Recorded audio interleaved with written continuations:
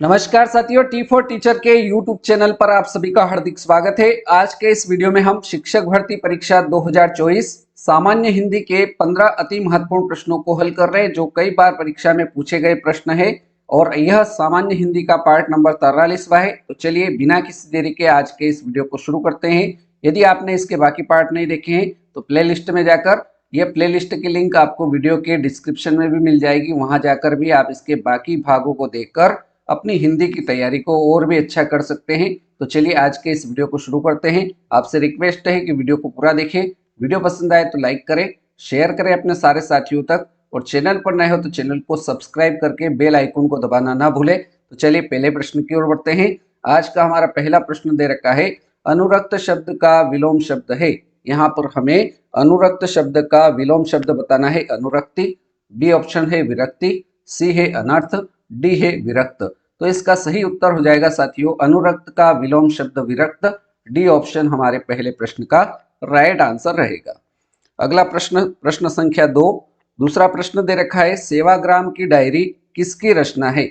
सेवाग्राम की डायरी किसकी रचना है। विद्यापति की है, श्री राम शर्मा की है, महादेवी वर्मा की, या सूर्यकांत त्रिपाठी निराला की। तो सेवाग्राम की डायरी यह रचना श्री राम शर्मा की रचना है। ऑप्शन बी हमारे प्रश्न का राइट आंसर होगा। अगला प्रश्न, प्रश्न संख्या 3। खिड़की शब्द किस प्रकार का शब्द है। खिड़की शब्द किस प्रकार का शब्द है। तद्भव शब्द है, विदेशज शब्द है, देशज शब्द है, या फिर वर्ण संकर शब्द है। तो इसका सही उत्तर हो जाएगा साथियों खिड़की शब्द जो है वो देशज शब्द है। और देशज शब्द क्या होते हैं। देशज शब्द वो शब्द होते हैं जिनकी उत्पत्ति का पता नहीं चलता है, वो शब्द देशज शब्द कहलाते हैं। तो हमारे प्रश्न संख्या 3 का राइट आंसर देशज, ऑप्शन सी बिल्कुल राइट आंसर रहेगा। आगे बढ़ते हैं प्रश्न संख्या 4 की ओर। अलंकेश का हिंदी अर्थ है। अलंकेश शब्द का यहाँ पर आपको हिंदी अर्थ बताना है कि इसका हिंदी अर्थ क्या होगा। कुबेर होगा, चपला होगा, बादल, या कल्प वृक्ष। तो अलंकेश का हिंदी अर्थ हो जाएगा कुबेर। ऑप्शन ए हमारा राइट आंसर हो जाएगा। प्रश्न संख्या 5।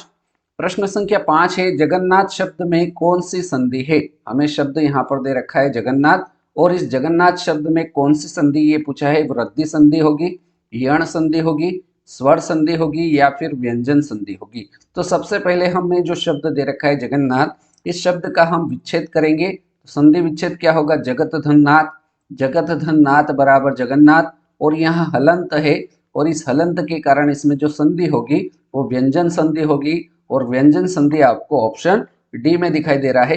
तो डी ऑप्शन हमारे इस प्रश्न का एकदम राइट आंसर हो जाएगा। चलिए अगले प्रश्न की ओर बढ़ते हैं। प्रश्न संख्या 6। महाप्राण ध्वनियां व्यंजन वर्ग में किससे संबंधित है। प्रश्न दे रखा है, महाप्राण ध्वनियां व्यंजन वर्ग में किससे संबंधित है। तो इसको समझते हैं। तो जैसे क वर्ग होता है, तो क वर्ग में 5 व्यंजन, क होता है, ख होता है, ग, घ, ण, ये 5 वर्ण इसके अंदर आते हैं। तो पहला, तीसरा और पांचवा, 1, 3, 5 जो वर्ण होते हैं, जो व्यंजन होते हैं, वो आपके अल्प प्राण व्यंजन कहलाते हैं। क्या कहलाते हैं। अल्प प्राण व्यंजन कहलाते हैं। और दूसरा और चौथा जो व्यंजन होता है वो आपका महाप्राण कहलाता है। क्या कहलाता है। महाप्राण कहलाता है। तो हमें प्रश्न में महाप्राण ध्वनियां व्यंजन वर्ग में किससे संबंधित है। तो दूसरा और चौथा, ऑप्शन बी हमारा राइट आंसर रहेगा। चलिए अगला प्रश्न की ओर बढ़ते हैं। प्रश्न संख्या 7। सातवां प्रश्न कह रहा है, ध्वंस का विलोम शब्द है। ध्वंस शब्द का विलोम शब्द क्या होगा। सृष्टि होगा, रचना, सृजन, या निर्माण। तो ध्वंस का विलोम शब्द निर्माण हो जाएगा। डी ऑप्शन हमारा सही उत्तर रहेगा। अगले प्रश्न की ओर बढ़ते हैं। प्रश्न संख्या 8। अभी तक आपने वीडियो को लाइक नहीं किया है तो लाइक कर दीजिए, शेयर कर दीजिए अपने सारे साथियों तक, और चैनल पर नए हो तो चैनल को सब्सक्राइब कर लीजिए। चलिए प्रश्न संख्या 8 कह रहा है, चांदनी शब्द का विशेषण है। चांदनी शब्द का विशेषण क्या होगा। चटकीली, गमकती, तड़पती, या महकती। तो राइट आंसर हो जाएगा साथियों चांदनी का विशेषण चटकीली। ऑप्शन ए हमारा सही उत्तर रहेगा। अगला प्रश्न, प्रश्न संख्या 9। सामासिक पद पीतांबर का सही विग्रह क्या होगा। यहाँ पर हमें पीतांबर शब्द का सही विग्रह बताना है। क्या होगा। पीला है जो वस्त्र, बी ऑप्शन है पीत है जो अंबर, सी है पीत जैसा वस्त्र, डी है पीले जैसा अंबर। तो पीतांबर शब्द का सही सामासिक विग्रह जो होगा वो हो जाएगा पीत है जो अंबर। ऑप्शन बी हमारा सही उत्तर रहेगा। आगे बढ़ते हैं प्रश्न संख्या 10 की ओर। प्रश्न संख्या 10 दे रखा है रसगुल्ले में मिठास अधिक है। यहाँ पर हमें वाक्य दे रखा है रसगुल्ले में मिठास अधिक है। इसमें बोला है रेखांकित शब्द। रेखांकित शब्द कौन सा है? तो मिठास के नीचे अंडरलाइन है, मतलब यह रेखांकित शब्द है।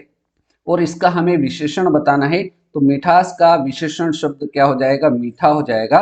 विकल्प सी हमारे इस प्रश्न का राइट आंसर रहेगा। अगले प्रश्न की ओर बढ़ते हैं। प्रश्न संख्या 11, राजस्थान में कौन सी भाषा बोली जाती है? राजस्थान में कौन सी भाषा बोली जाती है? कन्नौजी बोली जाती है, मेवाती बोली जाती है, खड़ी बोली बोली जाती है, या फिर छत्तीसगढ़ी बोली जाती है? तो फ्रेंड्स इसका राइट आंसर हो जाएगा राजस्थान में मेवाती भाषा बोली जाती है। राइट आंसर आपका बी के साथ रहेगा। अगला प्रश्न, प्रश्न संख्या 12, गाल बजाना। गाल बजाना मुहावरे का अर्थ क्या है? बकवास करना, सजा देना, मारपीट करना, या फिर मनोरंजन करना? तो गाल बजाना इस मुहावरे का अर्थ हो जाएगा बकवास करना। तो आपका जो ऑप्शन है वो ऑप्शन ए सही आंसर इस प्रश्न का रहेगा। चलिए अगले प्रश्न की ओर बढ़ते हैं। प्रश्न संख्या 13, अर्पित ने सर्प को लाठी से मारा। अर्पित ने सर्प को लाठी से मारा। इसमें कारक बताना है, संप्रदान कारक है, अपादान कारक है, कर्म कारक है, या फिर करण कारक है? तो यहाँ वाक्य को अगर आप ध्यान से पढ़ेंगे, अर्पित ने सर्प को लाठी से मारा, तो कर्ता ने कर्म को करण से, तो करण कारक आएगा यहाँ पर। डी ऑप्शन हमारा राइट आंसर हो जाएगा। अगला प्रश्न, प्रश्न संख्या 14 प्रश्न दे रखा है नाविक शब्द में संधि विच्छेद होगा।